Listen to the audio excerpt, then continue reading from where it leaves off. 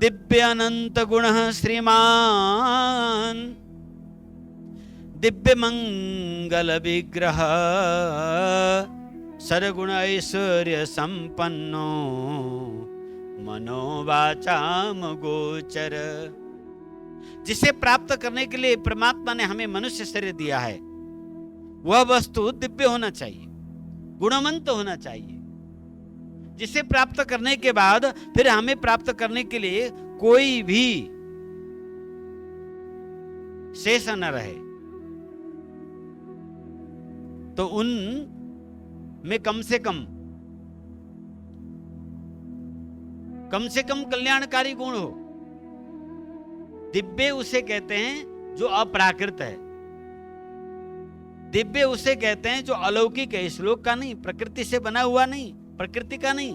प्रकृति का हर वस्तु हानिकारक है, प्रकृति का हर वस्तु परिवर्तनशील है, प्रकृति का हर वस्तु दुख का कारण है, प्रकृति का हर वस्तु विकृति से युक्त है।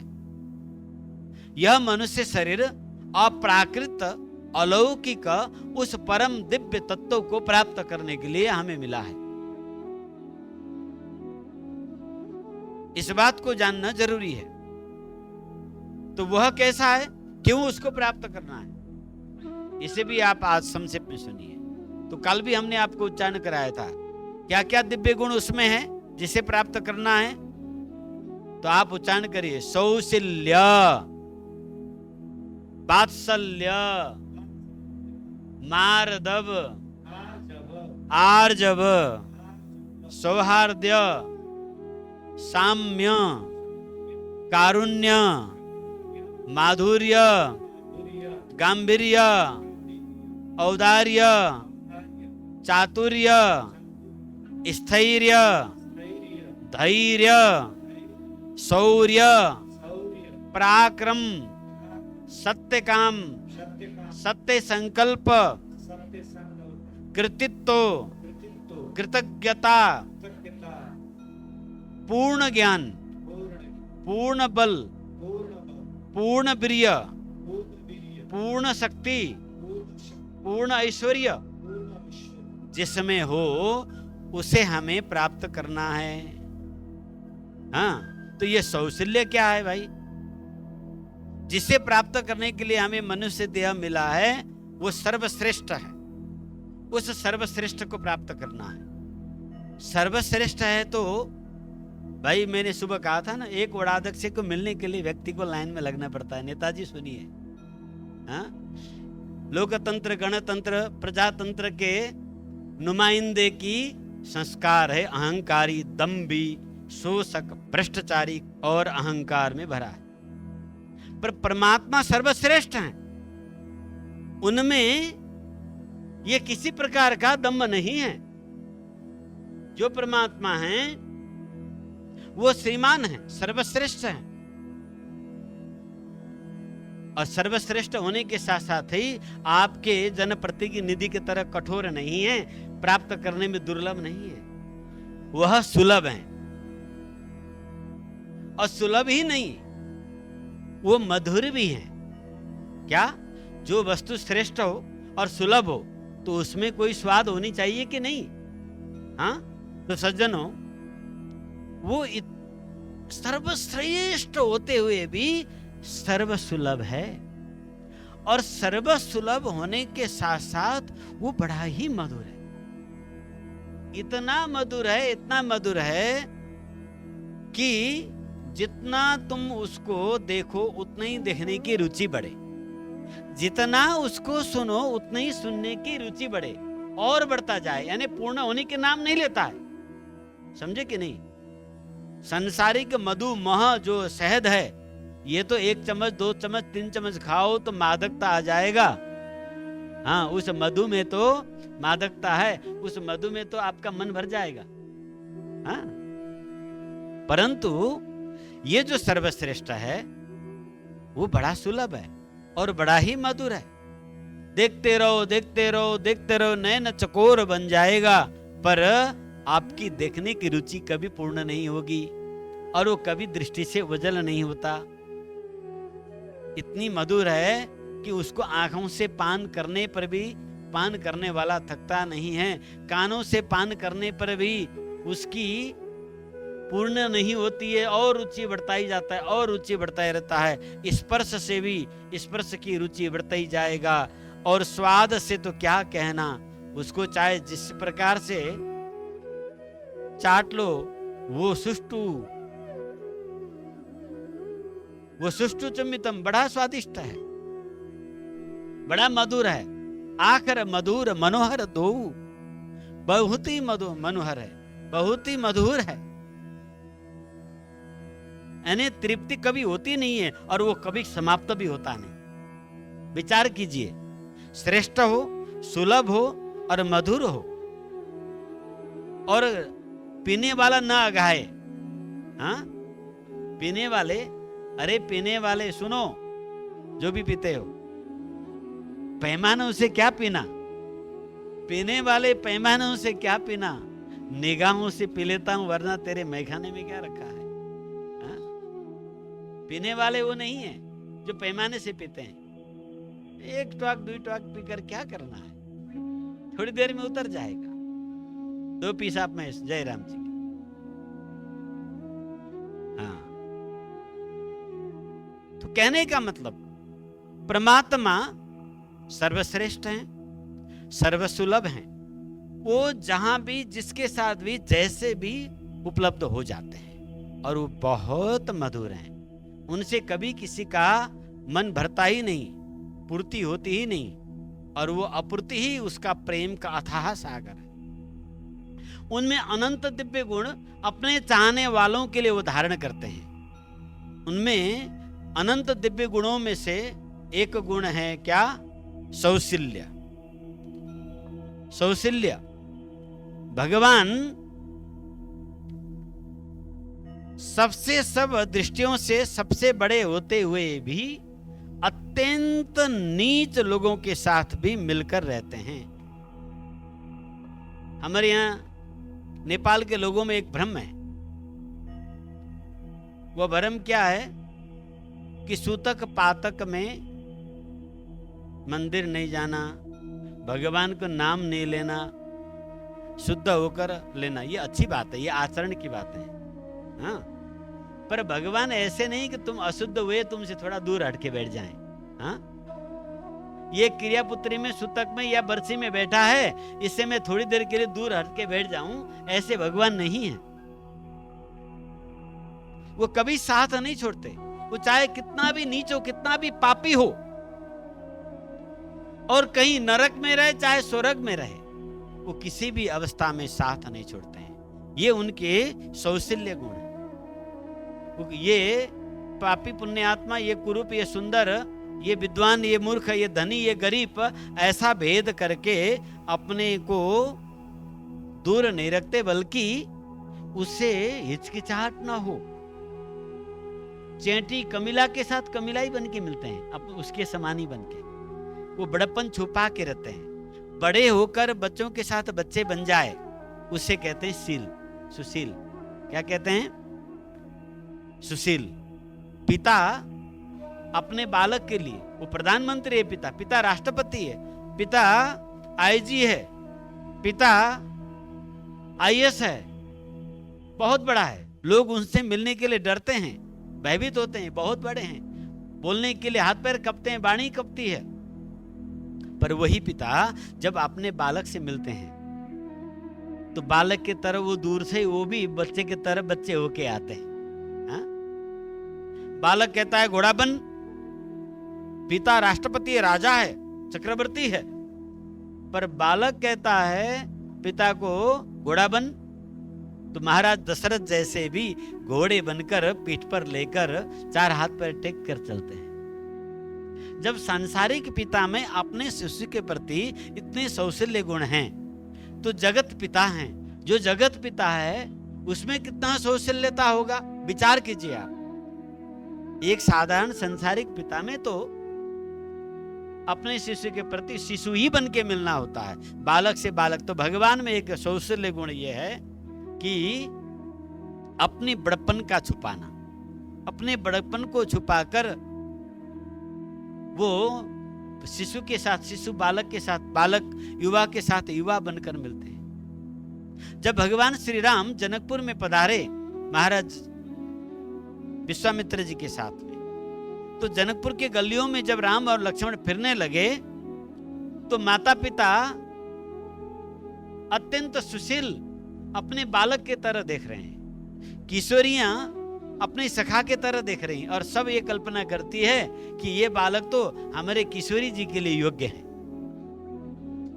बालक बालक समझकर उंगली पकड़ के अपने अपने घर के ओर ले जाते हैं, और राम जी उनके पीछे पीछे चले जाते हैं। जनकपुर के गली गलियों में ऐसा मधुर वातावरण है। फिर बस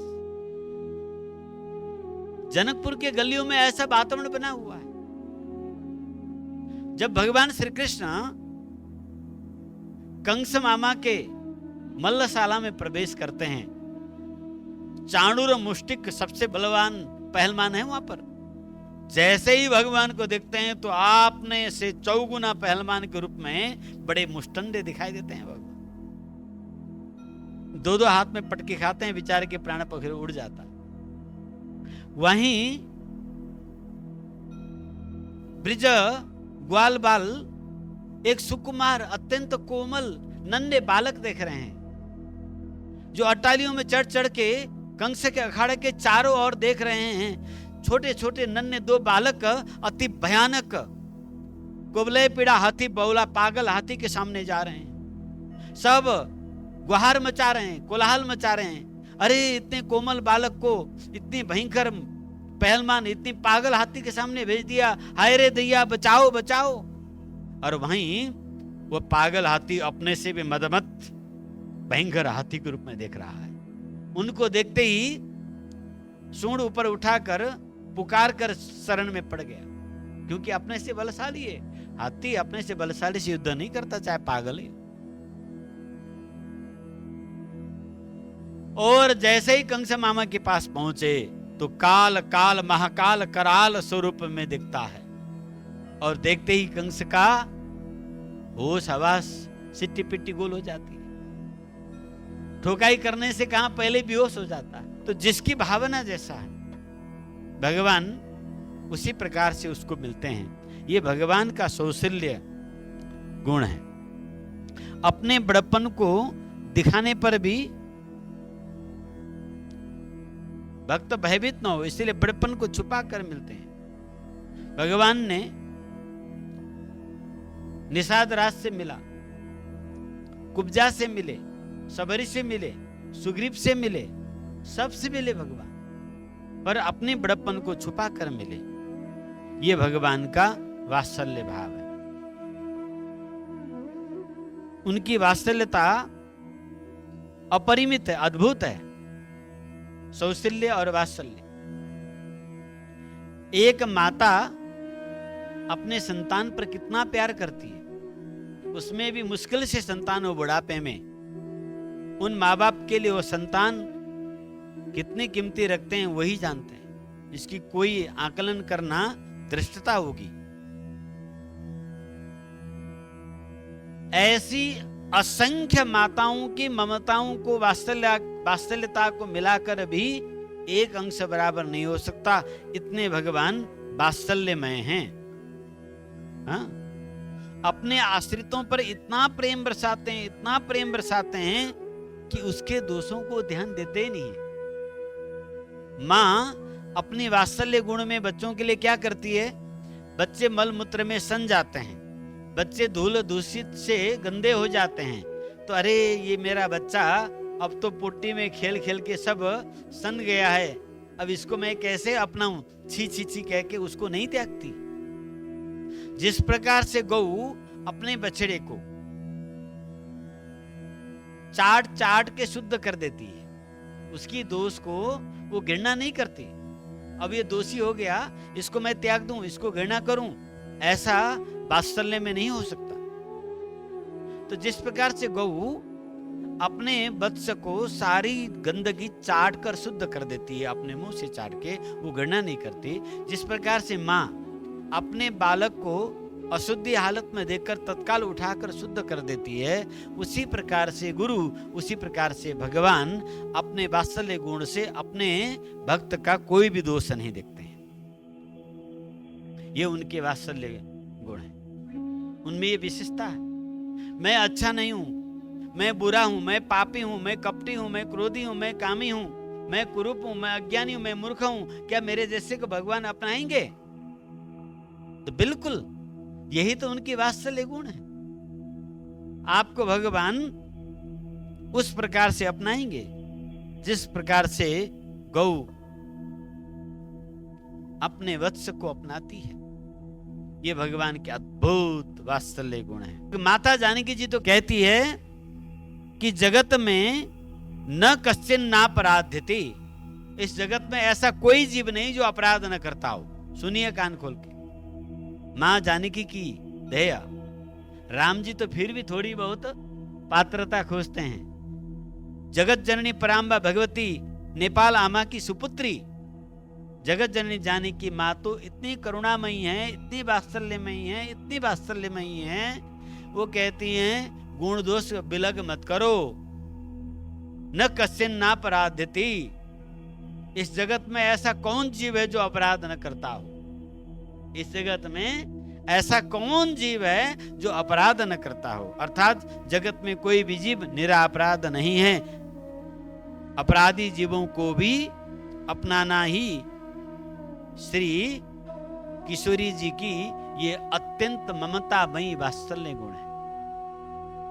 राम जी तो फिर भी असुर सुर संत इत्यादि के भेद करते हैं। विप्र धेनु सुर संत हित लिन्न मनुज अवतार, वो फिर भी कुछ वर्ग के लिए भेद कर देते हैं, पर मां जानकी में तो ये भेद किसी भी प्रकार से नहीं है। दूसरे भगवान में तीसरा गुण है, क्या है? मार्दव। जिस प्रकार से शिशु को वियोग माता सहन नहीं कर सकती, अभी ब्याई हुई बिहान वाली गाय, लैनो गाय नेपाली में कहते हैं, लैनो गाय, चरान में बाहर छोड़ने पर भी अपने गोठ के आसपास ही घूमती रहती है, वहां से वो दूर जाती नहीं है। बालक को अपनी नजर से ओझल होने में वो अपनी प्राण अंत कर सकती है। जैसे महाराज दशरथ ने अपने राम से अलग होने पर प्राण त्याग दिए, ऐसे ही श्री भगवान इतनी करुणा के सागर हैं, उनमें अपनी भक्त की वियोग सहन न करने की जो करुणा है, ये उनकी मार्दव गुण है।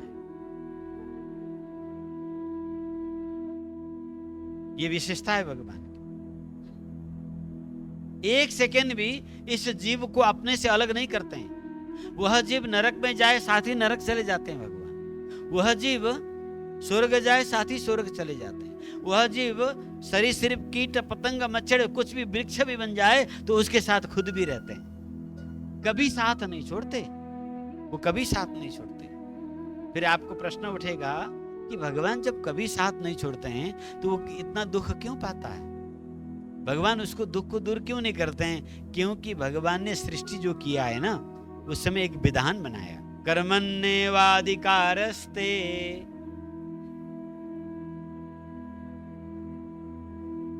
कर्म प्रधान। मनुष्य को यह स्वतंत्र दिया, जैसा कर्म करोगे वैसा ही फल भोगोगे, उसमें हस्तक्षेप नहीं करते।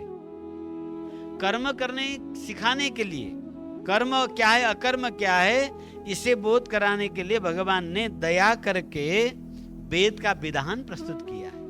उस वेदों को समझाने के लिए भगवान ने गुरु को प्रस्तुत किया है। उन्होंने सारी साजबाज हमारे लिए तैयार कर दिया है। अब कोई सुनता नहीं है तो बेचारे क्या करे, वो दुखी हो जाते हैं। भगवान बड़ी दुखी होकर उसके पीछे पीछे लगे रहते हैं। ये भगवान का मार्दव गुण है, जो अपने भक्त की, अपनी जीव की, अपनी आत्माओं की साथ कभी नहीं छोड़ते और उससे बारंबार प्रेरणा देते रहते हैं, हे जीव तू सत्कर्म में लाग, उसे बारंबार सतमार्ग में ले आने के लिए पवित्र सृष्टि करते हैं। भगवान बार बार सृष्टि करने का अभिप्राय उस जीव को वह दिव्य अवसर देने के लिए। इसी प्रकार चतुर्थ गुण है भगवान का आर्जव। भगवान जैसा सोचते हैं, जैसा बोलते हैं, वैसा ही करते हैं। मन, वाणी और कर्म एक रूप रखते हैं। भगवान में ये जो दिव्य गुण है इसे आर्जव कहते हैं। जब भगवान ने कह दिया कि एक बार भी तू मेरे शरण में आ, मैं तुम्हें सब प्रकार से शुद्ध कर दूंगा। सर्वधर्मान परित्यज्यम मामेकम शरणम वर्ज। तुम ये मन के भ्रम सब कुछ छोड़ो, इन सब को छोड़कर एक बार मेरे शरण में तो आ जा। मैं तुम्हें सभी पापों से मुक्त कर दूंगा, मैं तुम्हें शुद्ध कर दूंगा। सकृदेव प्रपन्नाय तवा स्मृति च याचते अभयम सर्वभूतेभ्यो ददाम्य तद्व्रतम मम। भगवान ने कसम खा रखा है, बस तू मेरे शरण में आ, मैं तुम्हें अभय प्रदान करूंगा। और ये अपने वचन पूरा करने में वो किसी भी हद पर उतर जाते हैं। यही भगवान का आर्जव गुण है। इसी प्रकार से भगवान ने पांचवा गुण क्या है? सौहार्द। भगवान हृदय से सबका भला चाहते हैं। ये महागुण ही सौहार्द है। भगवान कभी किसी के अहित नहीं चाहते। भगवान ही एक ऐसा तत्व है, ऐसा वस्तु है, ऐसा पदार्थ है जो किसी भी प्रकार से हित ही हित करता है। इसीलिए गोस्वामी जी ने कहा, भाय कुभाय अनख आलसहूं, भाय कुभाय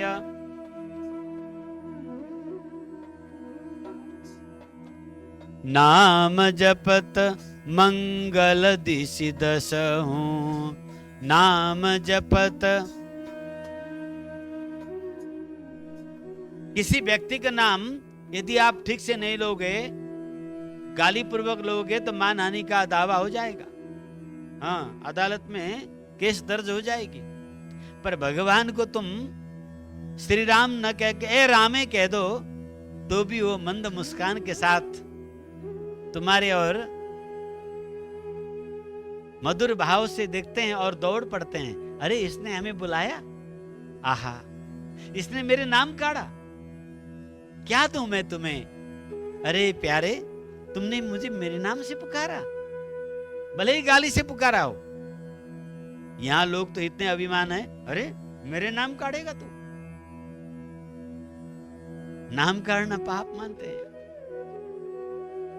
पर भगवान का नाम काढ़ो ना, इतने प्रसन्न होते हैं, इतने प्रसन्न होते हैं। सुहृदम सर्वभूतानाम, उसके हित करने के लिए वो कोई कसर नहीं बाकी रखते।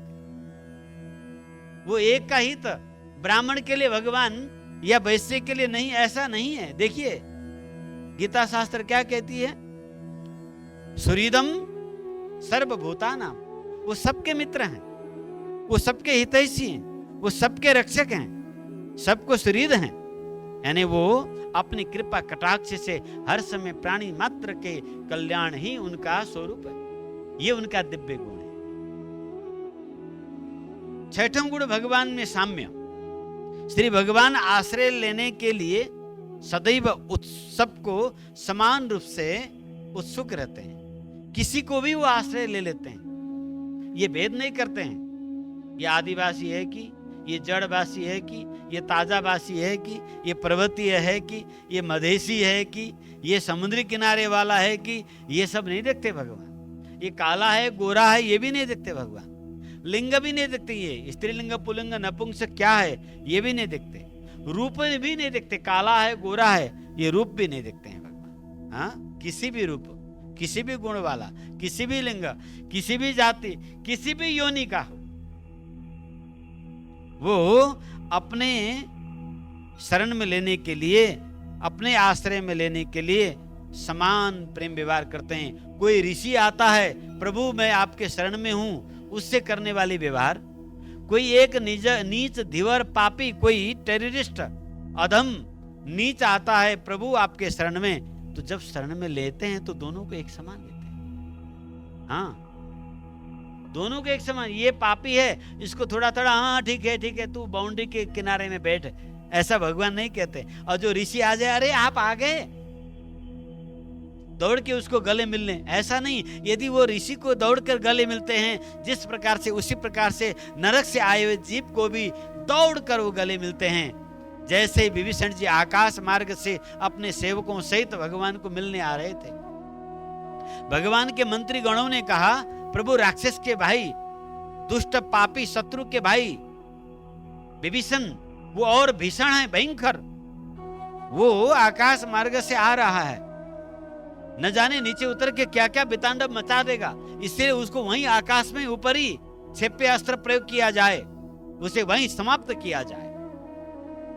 ऐसा कहकर सुग्रीव, जामवंत आदि अंगद सब दौड़ पड़ते हैं। भगवान भी लक्ष्मण जी सहित प्रत्यांचल लेकर दौड़ते हैं।